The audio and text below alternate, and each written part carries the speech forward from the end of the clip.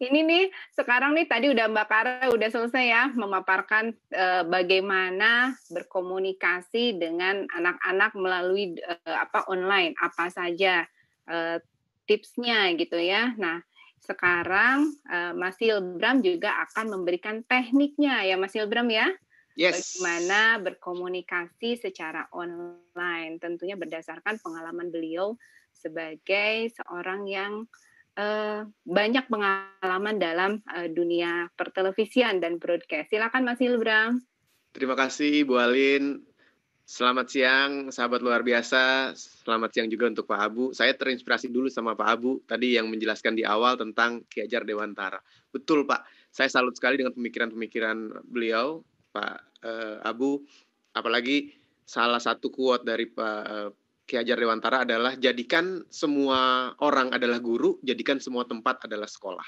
Dan amazingly luar biasanya, dan itu kejadian sama yang kita rasakan sekarang. Bahwa orang tua di rumah juga menjadi bagian dari guru, semua orang menjadi guru, dan kita bisa belajar dari berbagai tempat. Di rumah pun kita belajar, rumah jadi sekolah, semua tempat jadi sekolah. Dan inilah yang tentunya harus kita rasakan, dan mau tidak mau, segala upaya kita harus kita lakukan untuk bisa membuat generasi alfa ini menjadi generasi yang luar biasa. Nah, Bapak Ibu Guru, sahabat luar biasa, izinkan saya berbagi berdasarkan pengalaman saya selama ini di dunia public speaking, bagaimana sih caranya agar kita ketika bicara, ketika menyampaikan sesuatu, bisa mudah diperhatikan, bisa nyaman didengarkan, nyaman dilihat, dan tentunya apa yang kita sampaikan bisa dimengerti oleh orang lain, oleh audiens, oleh lawan bicara, oleh siapapun. Ada beberapa tekniknya dan beberapa caranya. Terutama di era adaptasi dengan kondisi new normal seperti sekarang ya. Di mana semuanya serba berubah. Kalau dulu kita bicara hanya tinggal bicara saja orang memperhatikan selesai di ruang kelas. Tapi sekarang kita punya keterbatasan. Di era digital, keterbatasan yang paling utama adalah layar yang hanya bisa menangkap apa yang ada di layar, hanya segini. Nanti saya share bagaimana caranya membuat ini semua menjadi lebih nyaman. Jangan lupa kalau Bapak Ibu ingin share screen di foto ya, silahkan saja. Saya mulai share screen-nya ya. Sebentar. Oke. Jadi saya percaya betul bahwa apapun yang kita lakukan sekarang ini sangat berpengaruh kepada anak-anak didik kita, terutama ketika kita berbicara mengenai komunikasi secara digital. Generasi Alpha, Mbak Kara jelas banget tadi udah menjelaskan luar biasa tentang generasi Alpha itu seperti apa dan karakternya bagaimana. Yes, ini adalah generasi baru, generasi yang paling tua usianya 10 tahun, belum banyak penelitian yang bisa membuka karakter mereka secara keseluruhan. Jadi masih menjadi tanda tanya sebenarnya. Seperti apa sih generasi alfa ini? Generasi yang melek teknologi, yes. Generasi yang sekarang ini lahir dengan berbagai macam informasi, yes. Generasi yang lebih global, iya tentunya.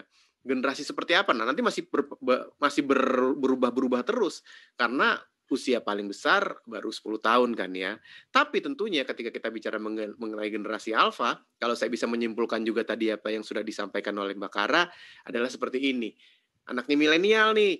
Yang milenial aja kita bingung kan untuk bisa mengertinya. Coba di antara Anda sahabat luar biasa yang generasi kolonial yang seperti saya Pak Abu generasi apa Pak? Yang generasi-generasi seperti kami ini iya Pak. Ketika oke. Ketika berkomunikasi dengan generasi milenial itu juga sudah berusaha keras untuk bisa mengerti. Sekarang kita harus ketemu lagi dengan anaknya generasi milenial loh. Dengan si generasi alfa ini. Bingung? Ya ada bingungnya, tapi menurut saya lebih menantang dan lebih menarik untuk sama-sama kita pelajari, ya kan? Terbiasa dengan segala sesuatu yang progresif, yang cepat, belajarnya harus cepat, konsentrasinya gampang terpindahkan, gadget minded dan lain-lain, bahasanya juga campur-campur, Indonesia, Inggris. Well, it's okay, right? Karena itu bisa menjadi bagian dari mereka untuk nanti masuk ke dunia kerja yang berbeda dibanding yang biasanya atau yang dipikirkan oleh kita sekarang. Udah batasan-batasan daerah tempat itu sudah melebur. Jadi mereka menggunakan bahasa yang campur-campur. Dan juga uniknya, nah ini tadi Mbak Kare bilang, betul, karena masih kecil juga ya, jadi mereka tidak hanya terlalu fokus pada gadget. Kalau milenial kan sudah semakin tua tuh ketika diteliti. Nah sekarang yang generasi alfa ini masih kecil, jadi mereka tidak hanya terfokus pada gadget saja, ditambah lagi kakek neneknya itu juga tidak terlalu senior, sehingga kakek neneknya juga sudah mulai modern dan mengerti cara pendidikan baru yang dekat dengan cucunya. Jadi mereka main dengan cucunya, main dengan generasi alfa, diajak keluar. Karena kan berkembang terus. Kakek nenek kita sama kakek neneknya generasi alfa itu kan berbeda. Jangan-jangan generasi alfa adalah cucu kita. Bisa jadi kan? Nah, pola pikirnya kan juga sudah berubah. Sehingga yang paling utama untuk bisa mengerti mereka adalah berkomunikasi. Di 2 buku saya, My Public Speaking dan juga di Speak Formal, ini saya menjelaskan betul bagaimana komunikasi sangat penting sekali ketika kita berhadapan dengan generasi yang sekarang ini. Ketika kita ingin menjelaskan sesuatu.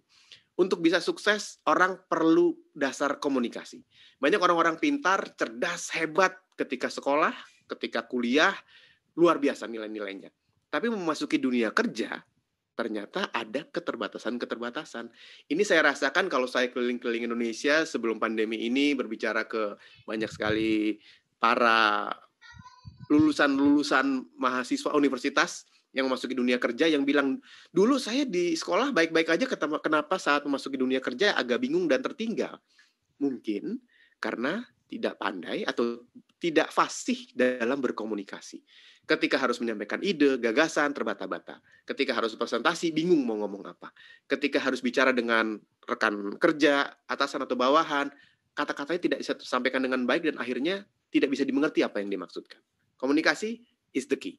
Kuncinya adalah komunikasi. Sehingga kalau kita bicara mengenai komunikasi panjang sekali dan banyak sekali. Tapi yang penting sekarang adalah komunikasi secara digital. Khususnya mengajar secara digital. Digital teaching. Apa yang harus dilakukan? Saya, karena waktunya pendek, kita sampai jam berapa Bu Alin? Jam 8 malam ya waktu saya ya. Oke, siapkan kuota Anda. Oh, no. 25 minutes. Alright, 25 minutes. Jadi inilah yang kira-kira, oh by the way, materi saya boleh di-save, boleh di-share screen, boleh Anda bagikan juga nanti. Insya Allah bisa lebih luas lagi mereka-mereka yang mengerti, yang tertarik untuk bisa mendapatkan manfaat dari digital teaching ini ya. Silakan share juga ke Instagram untuk sosial media. Boleh-boleh saja, nanti kita mention-mentionan ya. Oke, saya mulai dari framing. Bapak Ibu, dasarnya begini. Kalau Anda mengajar di ruang kelas, maka posisinya sudah diatur sedemikian rupa agar Anda bisa terlihat dengan baik. Begitu ya, kalau di ruang kelas. Begitu kita masuk ke era digital, maka ruang kelas itu hilang. Yang ada adalah ruang gadget, layar ini. Sehingga kuncinya adalah kita bisa membuat anak-anak kecil, lucu, imut ini tertarik dengan apa yang ditampilkan. Harus saya ingatkan lagi kepada sahabat luar biasa, Bapak dan Ibu guru, bahwa saingan Anda, dalam tanda kutip ya, saingan Anda adalah YouTuber. Saingan Anda adalah vlogger. Adalah channel-channel YouTube yang keren-keren itu. Adalah Instagram, mungkin mereka lihat Instagram bapak ibunya atau kakaknya. Saingan Anda tuh begitu. Mereka sekeren-keren itu loh YouTuber itu. Tampilnya ngomong, yo guys, what's up? Gitu kan. Lalu Anda muncul dengan yang, anak-anak, tolong perhatikan. There's a gap. Ada batasannya, ada perbedaannya nih. Ada perbedaannya. Sehingga mereka bingung. Nah, saya nggak minta bapak ibu, sahabat luar biasa, tiba-tiba jadi gitu ketika ngajar, yang udah senior, tiba-tiba, yo apa kabar anak-anak? Gitu, nggak juga. Tetap be yourself, jadi diri Anda, tapi paling tidak Anda bisa membuat mereka nyaman, membuat mereka tertarik pada apa yang ada di layar. Cara nyamannya gimana? Ini dulu, framingnya dulu yang paling kita perhatikan. Framing kalau di digital secara virtual adalah close up atau medium close up. Segini, oke? Kira-kira segini kan? Ya mungkin kalau tiba-tiba Anda iseng, ayo kita senam dulu, Anda jauhin gadgetnya, lalu Anda berdiri, Anda melakukan senam, oke lah. Tapi basically ketika kita mengajar, segini nih. Sehingga inilah yang harus dibuat nyaman. Nyamannya gimana? Yang paling utama adalah angle, Bapak Ibu. Angle kamera Anda harus eye level. Dari mata ke layar kurang lebih harus sejajar. Karena kalau Anda seperti yang dilihat di sebelah tengah ini, high angle yang kelihatan dari atas, itu seperti Anda sedang bicara kepada orang lain yang dari atas melihatnya. Jadi mereka tuh posisinya ada di atas. Kalaupun low angle, ya seperti kayak Anda sedang menggurui, sedang marah-marah gitu, dilihatnya dari atas ke bawah. Yang membuat secara psychologically, secara psikologis, anak-anak itu merasa berbeda. Kalau dari atas atau dari bawah kameranya. Jadi, kalau bisa diusahakan, boleh diganjel, boleh ditambahkan. Nanti saya kasih lihat ya, kalau saya usahanya apa tuh dari pertama kali saya mulai bikin webinar, ngajar virtual, sampai sekarang, ada tuh step-stepnya. Kita usaha ini itunya ya. Tapi intinya adalah eye level. Coba Anda perhatikan di hampir semua talk show di TV, itu kalau tidak ada maksud tertentu ya, pasti kameranya eye level. Jadi presenternya tuh begini nih, lurus begini ketika kita bicara. Kan jarang tiba-tiba presenter yang maaf ini. Jadi kita ingin, kan nggak ada ya, jadi lurus-lurus aja kan. Dengan lurus begini, maka orang nyaman melihat. Anak-anak itu juga nyaman memperhatikan. Itu satu. Lalu apa yang harus dilakukan? Saya juga dulu awalnya berusaha semaksimal mungkin dengan segala cara untuk bisa membuat eye level. Saya ganjel lah pakai kursi ngomongnya. Lalu tiba-tiba ya setelah saya sadar bahwa pakai kursi saya juga susah ngetiknya, susah menggerakkan laptop dan lain-lain, maka saya mulai beli meja tambahan, mulai saya pasang lampu, mulai saya pasang dengan alat-alat yang lain. Dengan demikian, orang lain nyaman untuk memperhatikan. Itu dulu yang pertama, angle. Jadi ketika Anda mengajar, angle-nya harus eye level. Selanjutnya adalah background. Saya dapat kiriman dari Bu Alin. Mas Bram, background-nya ini ya, virtual background, oke. Walaupun sebenarnya saya agak beban dengan virtual background karena patah-patah gitu ya gambarnya ya, pecah-pecah gitu kan, tapi nggak apa-apa, oke. Ya, itu bisa dilakukan untuk keamanan. Jadi kalau Anda mau pakai virtual background, aman. Tapi kalau ternyata pecah-pecah banget gambarnya, yang mukanya potong-potong, yang tiba-tiba bajunya juga bolong-bolong, lebih baik tidak. Anda cari background yang baik. Background yang baik itu bagaimana? Yang pertama adalah background yang tidak berantakan. Jangan sampai ketika nanti Anda sedang mengajar, tapi belakangnya berantakan. Terus tiba-tiba kita bilang ke anak-anak, ayo anak-anak, kamu jangan lupa rapihkan ya. Terus kata anak-anaknya, lah Bapak Ibu guru aja berantakan rumahnya, kok nyuruh kita rapih? Kan tadi Mbak Kara bilang, contoh ya. Anak-anak itu perlu contoh yang baik. So, the background diusahakan serapih mungkin. Nggak ada macam-macamnya. Amannya gimana sih kalau rapih itu? Amannya adalah kalau satu warna. Kalau cuman putih mungkin, abu-abu, atau coklat sedikit, aman satu warna. Itu background. Selanjutnya adalah kita bicara mengenai pencahayaan. Nah, ini juga termasuk kunci dalam kenyamanan bicara secara virtual. Pencahayaan kalau di dunia presenter, di dunia TV, di dunia film, adalah yang membawa emosi itu keluar. Ketika ada orang bilang, wah keren, itu biasanya dijawab langsung, iya, cahayanya lagi bagus. Jadi dengan menggunakan pencahayaan, orang akan lebih mudah menerima reaksi, menerima ekspresi, dan juga bisa melihat dengan jelas apa yang kita maksudkan. Kan kalau komunikasi itu ada 3 ya Bapak Ibu ya, verbal, vokal, dan visual kan. Yang paling utama kan adalah visual. Nah, dengan pencahayaan yang baik, si visual ini akan terlihat dengan baik. Jadi nyaman dilihat oleh anak-anak didik kita. Jangan backlight lampunya dari belakang, nanti Anda hitam seperti ini. Gunakan lampu dari depan. Walaupun sudah cukup terang, kalau perlu ada tambahan lampu nggak apa-apa. Tapi kalau gelap, tambahkan lampu. Usahakan di depan Anda ada jendela mungkin, kalau mau natural lampunya. Di depan saya ada lampu sedikit dan juga ada jendela yang terbuka. Sehingga saya juga dapat pencahayaan dari matahari. Sehingga efeknya, letaknya muka kita cukup jelas terlihat dan tidak ada dari sinilah yang membuat muka kita ada shadow-nya, ada bayangannya ke sana kemari. Lighting is the key. Nanti saya kasih share juga kira-kira pencahayaannya akan seperti apa. Sehingga beberapa hal yang perlu diperhatikan Bapak Ibu. Tools-nya. Kalau Anda menggunakan gadget, kalau menggunakan handphone, mungkin Anda bisa dengan memakai tripod atau ganjel-ganjel supaya eye level ya. Pakai buku, pakai apapun nggak apa-apa. Diusahakan supaya tetap bisa diperhatikan. Lalu selanjutnya lighting. kita investasi mungkin Bapak Ibu, kalau Anda ingin memberikan, kan kita belum tahu ya pembelajaran jarak jauh ini sampai kapan ya, jadi tidak ada salahnya kalau investasi dengan pencahayaan, dengan lampu, boleh ring light begini. Ring light ini yang bikin muka kita bersinar itu loh. Kalau Anda suka lihat di YouTube atau di Instagram, selebgram itu, YouTuber itu kelihatan cantik-cantik, ganteng-ganteng, itu pakai ring light. Kalau ring lightnya mati, Anda ketemu langsung juga ya kurang lebih samalah kayak Anda. So, lighting is the key. Atau juga tambahan audio. Boleh pakai, supaya jelas suaranya ya, headphone yang ada mic-nya. Saya pakai mic sendiri, mungkin nggak kelihatan ya. Saya ada mic juga di sini, supaya suaranya terdengar lebih bulat. Atau juga tambahan yang lain. Sesuaikan aja dengan apa yang Anda inginkan. Intinya Anda bisa terlihat, terdengar dengan baik oleh anak didik kita, oleh anak-anak ini, si generasi alfa. Karena sekali lagi, mereka terbiasa melihat yang bagus-bagus, yang nyaman-nyaman di sosial media, di YouTube, di Instagram, dan lain-lain, di Facebook, itu punya bapak ibunya, yang mereka lihat semua sudah nyaman di layar. Sehingga kalau Anda tampil tidak membuat mereka nyaman, ada penolakan yang membuat mereka akhirnya tidak terlalu konsentrasi pada apa yang, atau tidak terlalu tertarik pada apa yang ingin Anda tampilkan. Itu untuk peralatan. Lalu tampilnya bagaimana? Saya selalu bilang bahwa, saya masuk ke sini dulu. Saya selalu bilang bahwa bagaimana kita harus mudah diperhatikan di layar yang membuat anak didik kita juga nyaman dan mengerti apa yang kita maksudkan.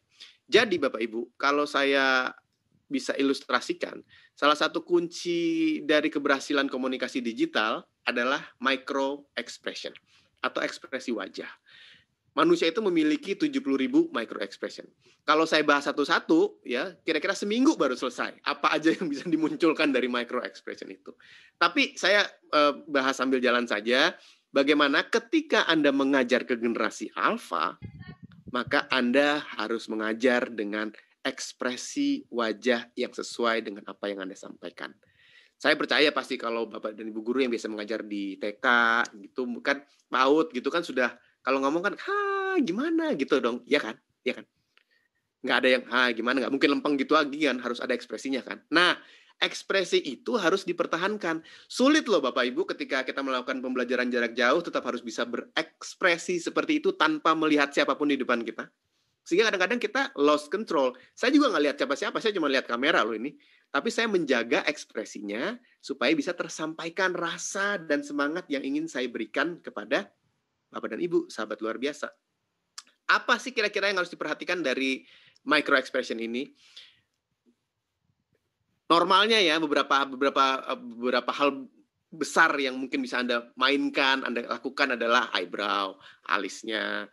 Alis ini bisa berpengaruh, gerakannya ke bawah, ke atas, gitu ya. Lalu juga mata. Mata itu, kalau kita mengajar, kan kita harus melihat mata anak didik kita. Kalau kita sebagai public speaker, kita juga harus melihat mata beberapa audiens kita. Begitupun saat berkomunikasi. Agar tercipta sebuah komunikasi yang selaras dengan melakukan eye contact. This is the key. Eye contact itu bukan staring ya, bukan. Staring itu bukan melototin, bukan ngeliatin gitu, tapi menatap dengan ramah, pindah ke yang lain, menatap lagi, pindah ke yang lain, tapi ada tatapannya. Ketika kita melakukan pembelajaran jarak jauh secara virtual, secara digital, nggak ada mata yang kita lihat nih. Berarti matanya anak-anak didik kita itu adalah kamera. Jadi ketika Bapak dan Ibu sedang berbicara, sedang mengajar, matanya harus ke kamera. Maaf, saya tunjuk ke kamera di sini. Saya tahu materi saya ada di bawah. Kalau saya materinya ada di bawah nih si PowerPoint-nya. Jadi kalau mau saya gampang, maka saya akan begini nih. Jadi yang harus dilihat adalah mata ya. Mata itu harus terbuka biar kelihatan kaget atau ada kerutan-kerutan di pinggir. Ini saya ngeliat ke bawah nih. Tapi kalau saya melakukan ini, maka Anda tidak akan seperti terasa saya ajak bicara. Jadi saya hanya boleh ngelirik sedikit, oke, mata, lalu saya ngomong lagi ke kamera. Kontak mata dengan kamera, kontak mata dengan audiens lewat kamera, yang membuat mereka merasa diperhatikan dan akhirnya akan memerhatikan mata. Mulut ada ekspresi, gimana gitu ya, ada gerakan-gerakannya supaya mereka juga bisa merasakan emosi yang sedang kita tampilkan. Emosi baik ya, good emotion yang membuat orang lain memperhatikan. Nah, kuncinya saya menyebutnya adalah tekniknya ini sih, sebenarnya ini sederhana sekali biar gampang ingatnya, tekniknya namanya soler. Apa sih soler itu? Soler itu adalah yang pertama adalah sitting at comfortable angle and distance. Jadi Anda duduk yang senyaman mungkin saat mengajar. Ada yang duduknya terlalu tinggi, terlalu rendah, ada yang duduknya membuat Anda kelihatannya tidak pas posisinya, ada yang duduknya tegang. No. Duduk yang senyaman mungkin. Nyaman mungkin itu bukan berarti Anda tiduran, bukan ya, nanti saya sampai ke sana ya. Tapi jaraknya adalah yang sejajar dan yang nyaman. S juga bisa saya maksudkan dengan smile, senyum. Karena senyum itu menular, orang yang tersenyum akan membuat orang lain tersenyum, maka anak-anak juga akan lebih mudah, lebih nyaman, lebih siap untuk belajar ketika Anda membuka kelas di gadget ini dengan senyum. So smile, Bapak Ibu. Start with a smile. Yang berikutnya adalah open posture, arms dan juga kaki. Kaki mungkin nggak kelihatan ya kalau di digital ya, tapi saat kita bicara, kalau Anda perhatikan dari tadi saya tidak pernah berusaha menutup badan. Jadi ada yang bicaranya beginilah tangannya, ada yang masih begini, ada yang mungkin Anda sambil megang buku tapi bukunya taruh di sini. Ini adalah sebuah tanda, sebuah cara, sebuah gaya yang membuat Anda menjadi seperti memberikan batasan kepada lawan bicara Anda. Jadi terbuka aja, biasa aja. Dengan tangan yang terbuka, dengan gerakan yang terbuka. Oke. Selanjutnya lagi L-nya adalah lean forward. Ini untuk menunjukkan ketertarikan. Lean forward itu ketika Anda bicara, Anda jangan nyender. Saya kadang-kadang nyender, terutama kalau kita melakukan listening atau watching. Melihat atau mendengar, kita boleh nyender. Tapi saat Anda bicara, maju sedikit. Ini menunjukkan Anda semangat, menunjukkan ketertarikan, menunjukkan bahwa Anda sedang ingin memberikan sesuatu, dan orang lain juga akan terpancing, akan terasa semangatnya. Karena ada majunya, lean forward, ya, from time to time. Tapi bukan berarti begini terus ya, karena nanti akan terlihat Anda kaku. Balik lagi, memperhatikan ekspresi wajahnya, itu L-nya. E-nya adalah, ini juga tidak kalah penting ketika kita efektif melakukan kontak mata yang saya bilang tadi. Berulang-ulang melihat ke kamera. Without staring, bukan melototin, tapi melihat dengan keramahan kepada anak didik kita. Dan yang terakhir adalah relax. Santai bicaranya, ngomongnya juga tenang, jangan terburu-buru.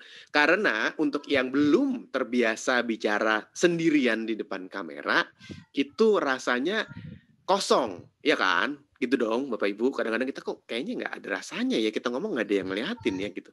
Sehingga ketika Anda bicara ya, Anda bicaranya kayak buru-buru lah, datar aja. Padahal justru disinilah Anda ditantang untuk tetap bisa seperti ketika di ruang kelas. Keramahan Anda ada, keceriaannya terasa, lalu juga mereka lebih mudah memperhatikan dengan hal-hal tersebut. Soler, ini adalah kunci dalam komunikasi digital yang membuat Anda lebih mudah diperhatikan. Dari sini, saya masuk ke tekniknya. Rasanya sih Bapak dan Ibu sudah begini kalau bicara. Biasanya kalau saya keliling-keliling ketemu dengan guru-guru bersama Kemendikbud, semuanya udah keren-keren, jago-jago ngomongnya. Tapi saya tambahin lagi deh supaya tetap ingat ya. Apalagi untuk Anda yang sekarang ini harus berbicara sendirian tanpa ada siapa-siapa di era digital, mungkin kadang-kadang lupa. 2 buku saya, My Public Speaking dan Speak for Money, dasarnya Bapak Ibu, menurut saya, dasar komunikasi publik, dasar public speaking, dasar berbicara adalah kemampuan berbicara yang claps. Kemampuan berbicara yang seperti setelah Anda bicara, Anda akan mendapatkan tepuk tangan. Juga ada claps. Claps itu apa sih? Saya menyebutnya claps itu adalah clear, loud, and powerful speaking.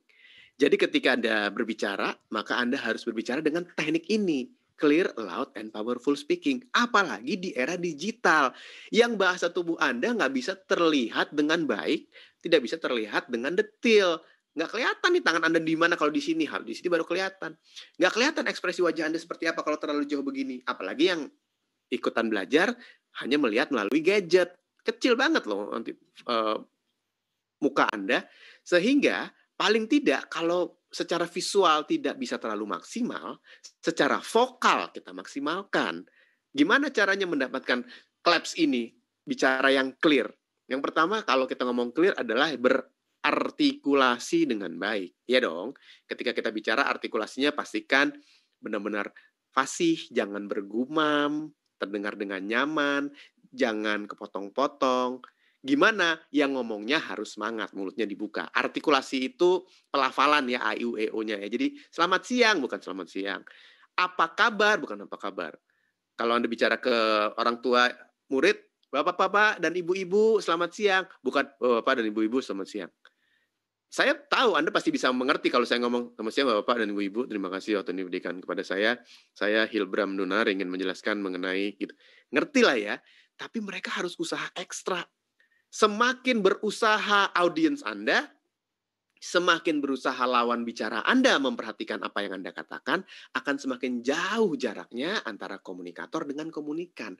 Yang hasilnya, dalam waktu yang tidak lama kemudian mereka akan kehilangan konsentrasi. Apalagi ke anak-anak. Jadi ngomongnya harus clear. Berartikulasi. Berintonasi, ada naik, ada turunnya, supaya mereka memperhatikan, supaya bisa jelas. Yang berikutnya adalah loud. Kalau Anda bicara di kelas, Anda pasti pakai power dong ngomongnya. Power ya, bukan teriak ya Bapak Ibu ya. Kalau power itu kan pakai diafragma. Bapak Ibu udah ngerti dong teknik bicara pakai diafragma kalau di depan kelas. Sip, aman, saya nggak perlu jelasin lagi. Tapi kalau kita berbicara di kamera, yang kita pikir cukup dekat mic-nya lah, atau Anda menggunakan earphone yang mic-nya di sini, ketika Anda merasa itu, lalu Anda bicaranya mulai pelan-pelan aja karena kedengeran. Oh, ntar dulu. Karena kalau Anda bicaranya pelan-pelan, semangatnya hilang loh. Saya juga kalau ngomong begini di depan mic saya, Anda bisa dengar dong dengan baik, ya kan? Ini saya ngomong pelan banget loh, tapi bisa terdengar dengan baik. Kalau Anda lakukan ini lama-lama, maka anak-anak itu pertama mulai ngeliat kanan kiri, atas. Next thing you know, 15 menit kemudian ada yang tiduran. Gitu ya. Karena Anda ngomongnya nggak pakai semangat. Jadi walaupun pakai mic-nya dekat kayak, pakai earpiece, earphone di sini kayak, bicaranya tetap harus bertenaga. Seperti Anda ngajar di kelas, powernya harus segitu.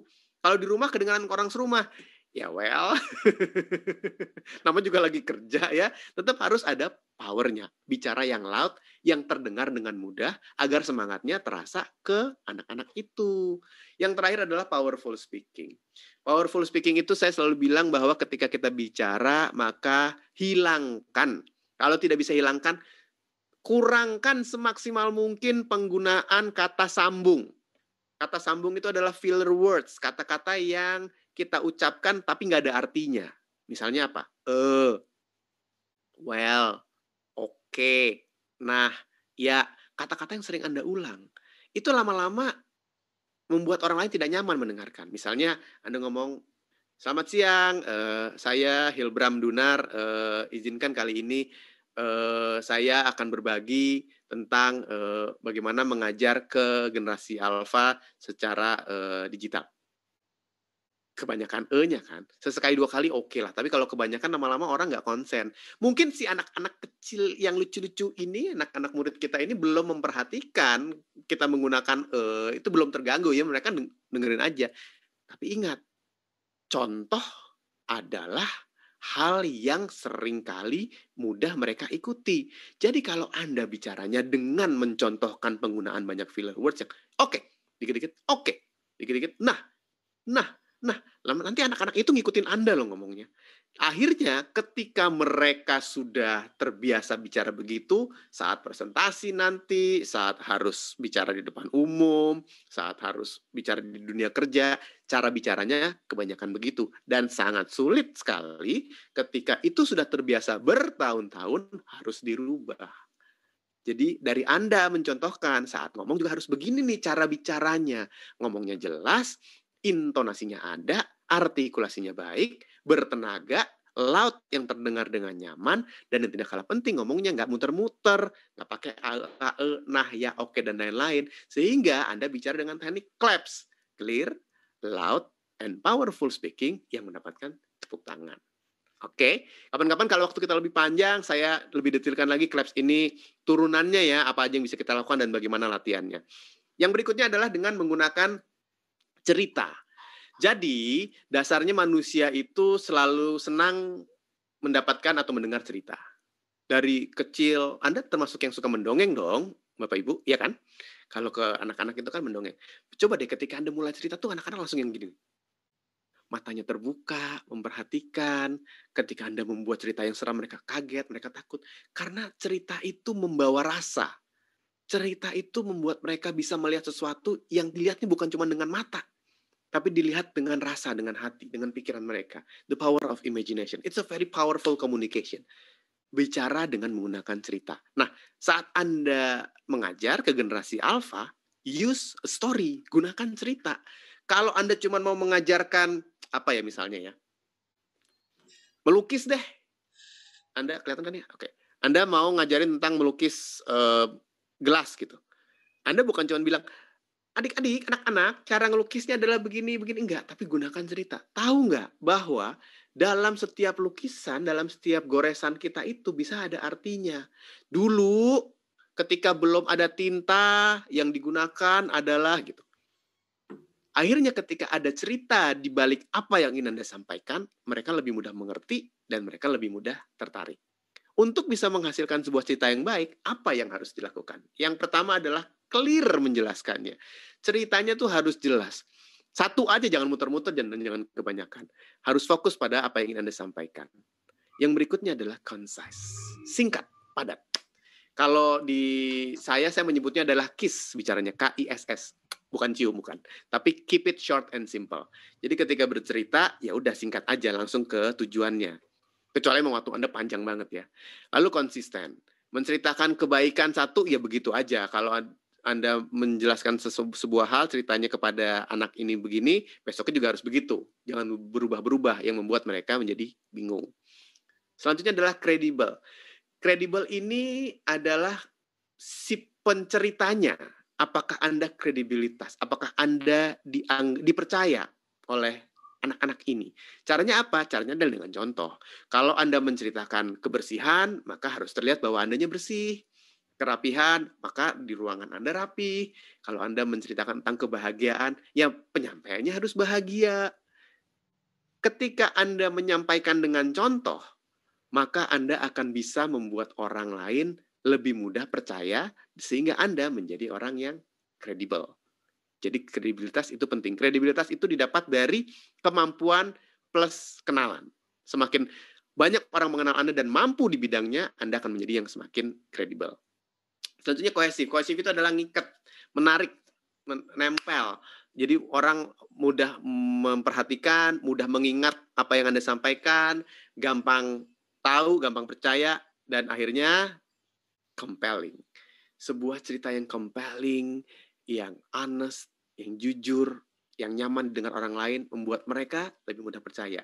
Dengan 6C ini, Bapak Ibu, Anda akan bisa menyampaikan sebuah struktur cerita yang nyaman didengarkan oleh generasi alpha. Yang membuat mereka bisa lepas dari gadget. Tapi ngomongnya pakai gadget ya. Maksudnya nontonnya bukan cuma dari gadget, tapi lewat gadget Anda ngomong aja mereka bisa masuk ke sebuah kondisi di mana cerita itu bergerak, bergambar, berwarna di dalam pemikiran mereka. Hasilnya lebih kreatif mereka. Lebih mudah untuk menyampaikan pemikiran-pemikiran mereka. Karena struktur otaknya sudah bercerita. Sticky and memorable. Itu adalah kunci dari cerita yang baik. Ketika Anda mengajar dengan cerita, Anda akan mendapatkan hasil yang maksimal. Oke, terakhir dari saya.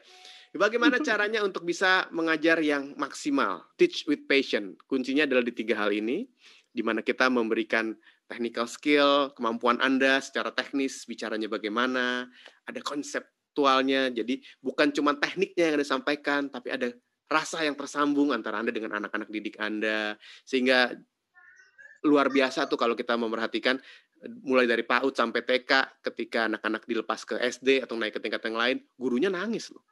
Iya kan? Anda gitu nggak? Kalau anak Anda masuk SD udah nggak ketemu lagi pada saat graduation, wisuda gitu, wisuda TK itu, Anda gurunya yang nangis, anak sih cuma gitu, tapi gurunya nangis karena ada rasa yang selama ini tersambung lewat conceptual skill dan juga tentunya interpersonal skill, kemampuan berkomunikasi. Karena intinya sebagai seorang pendidik, sebagai seorang pengajar, komunikasi, kemampuan berbicara kepada anak didik kita, seberapapun usia mereka, adalah kunci dari keberhasilan sebuah pendidikan. Karena saya selalu percaya bahwa tidak ada satupun pelajaran yang tidak bisa dipelajari oleh anak didik kita kalau si murid-murid ini menyukai gurunya. Semakin mereka menyukai Anda sebagai seorang pendidik, akan semakin mudah mereka mengerti apapun yang Anda sampaikan, dan akhirnya kita bisa mendapatkan sebuah generasi alfa yang hebat, generasi alfa yang siap memajukan bangsa karena kecerdasannya luar biasa. Semua karena kemampuan komunikasi Anda. Kira-kira begitu Bapak Ibu yang ingin saya sampaikan. Mudah-mudahan bisa bermanfaat. Kalau ada pertanyaan, silahkan. Dan saya akan coba menjawab sebanyak-banyaknya. Kalau nggak kejawab di sini, nanyanya ke Instagram saya aja. Nanti saya usahakan saya jawab lewat DM di @hilbramdunar. Bu Alin, silahkan. Terima kasih Mas Hilbram. Gimana Bapak Ibu guru, sahabat luar biasa, dan classmate?